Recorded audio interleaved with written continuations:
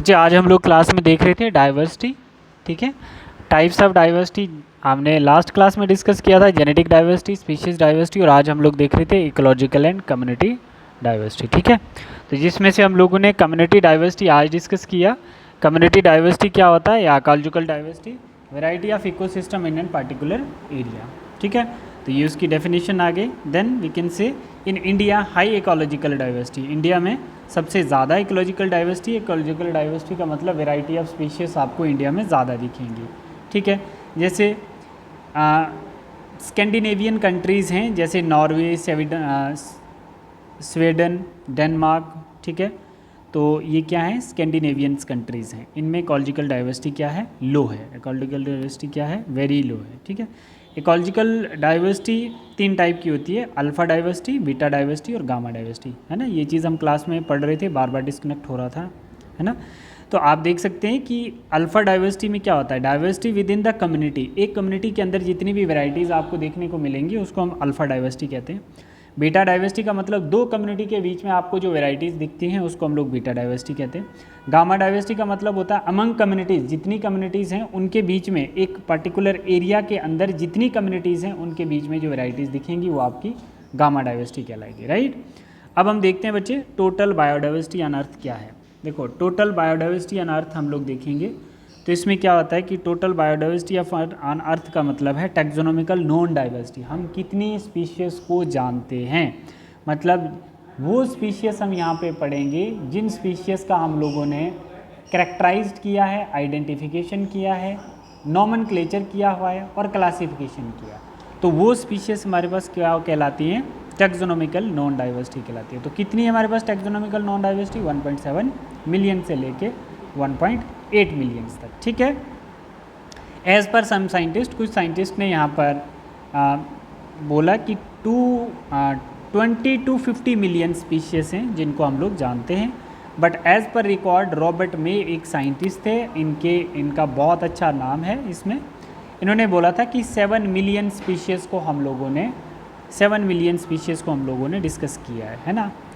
बोल रहा है कि total diversity in the land, Robert में कहता है वी हैव ओनली स्टडीड 22%। मतलब इसने कहा कि 7 मिलियन स्पीशीज़ लैंड पे है, जिसमें से हमने 7 मिलियन का ओनली 22% अभी तक डिस्कवर किया है of total species have been recorded so far. Rest discovery remain undiscovered, right.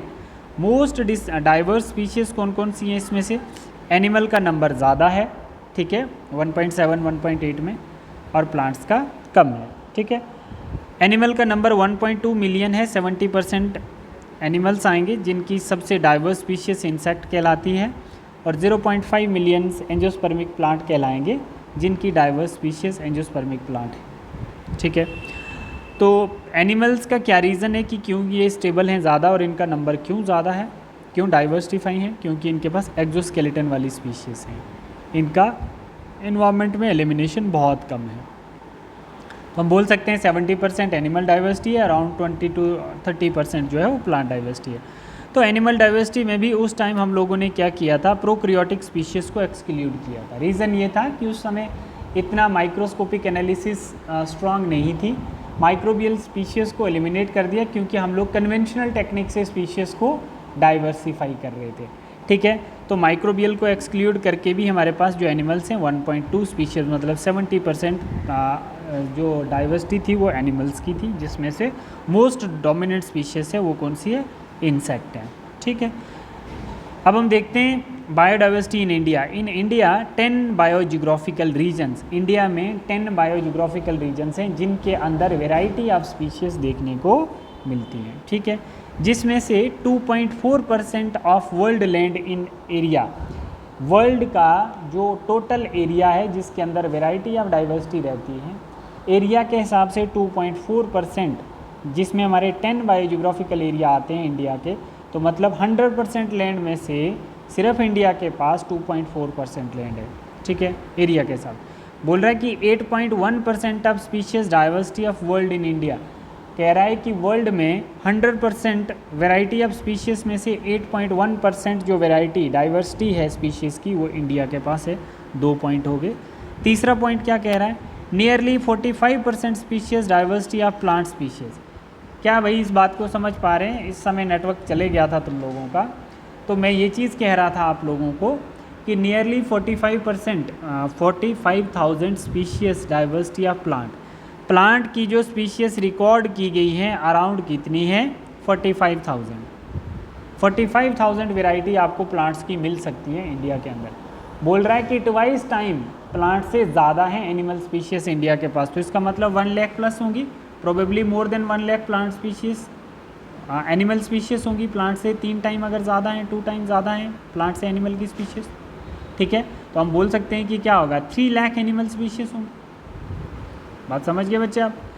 Are yet to be discovered, है ना, एंड रीडिस्कवर्ड। कुछ तो अभी डिस्कवर्ड है, कुछ रीडिस्कवर्ड है।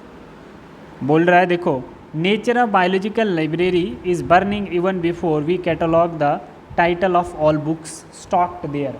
इसका मतलब आप ऐसे समझ सकते हैं कि अगर आप साइंटिस्ट हो और आपको पूरी दुनिया की स्पीशीज़ को डाइवर्सिफाइंग करने के लिए बोला गया है ना, टैक्सोनॉमिस्ट हो आप, साइंटिस्ट हो, और आपको बोला गया है कि आपने पूरी डाइवर्सिफिकेशन देखनी है, वैरायटी ऑफ स्पीशीज़ कितनी है अर्थ के अंदर, तो बोला गया है कि आप ऐसा नहीं हो सकता है कि आप एकदम एक्यूरेट डेटा दे सकते हो, क्योंकि आपको पूरे वर्ल्ड की स्पीशीज़ को काउंट करने में कई साल लग जाएंगे। तो उन साल में जो स्पीशीज़ होंगी साथ साथ में मरती, डेथ रेट भी तो होगा उनका, बर्थ रेट और डेथ रेट देखना पड़ेगा। तो कह रहा है कि एक लाइब्रेरी है, उसके अंदर बुक्स हैं, और आपको बोला गया है कि उन बुक्स के डिफरेंट ऑथर के अकॉर्डिंगली आपको एक लाइन में लगाना होगा। एक ऑथर है मानो एरिस्टोटल, तो उसकी बुक्स एक रैक में रखोगे। दूसरा है आपका ये जो आपने अभी देखा, क्या नाम था इसका, जॉन रे, इसका आप लोग अलग लाइन में रखोगे। तो ये सब करने के लिए आपको टाइम लगेगा।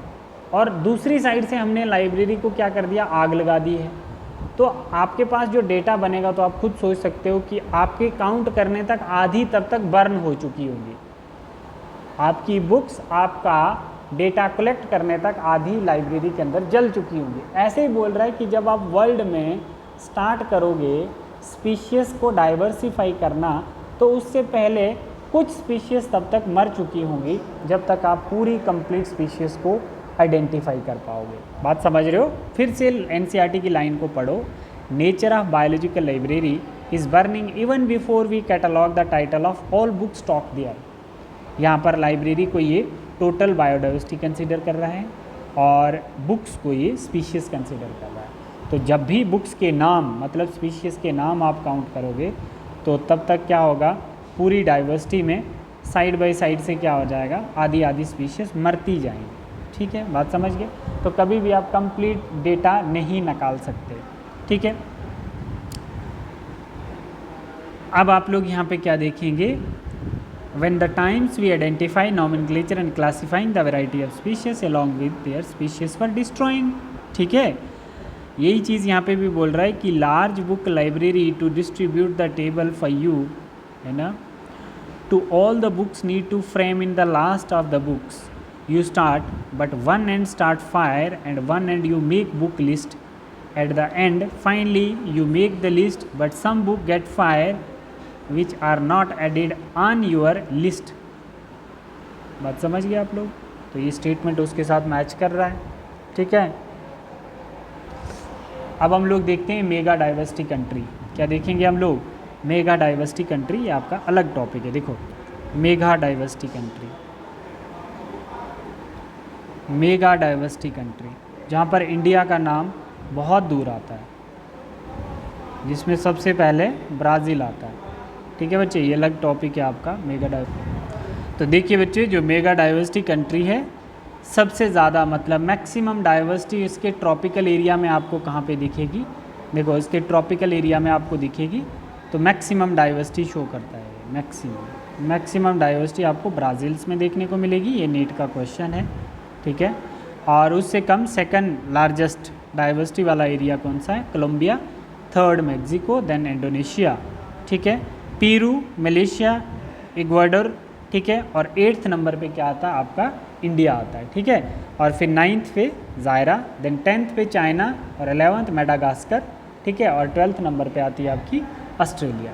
ठीक है बेटा, तो अब हम लोग नेक्स्ट टॉपिक स्टार्ट करते हैं। ये आपको मेगा डाइवर्सिटी कंट्री याद होनी चाहिए, यहाँ पे नीट में पूछा जा सकता है, ठीक है, इंडिया कौन से नंबर पे। और नेक्स्ट आपको बोला जाता है पैटर्न ऑफ बायोडाइवर्सिटी। क्या देखोगे आप लोग बच्चे? Pattern of biodiversity.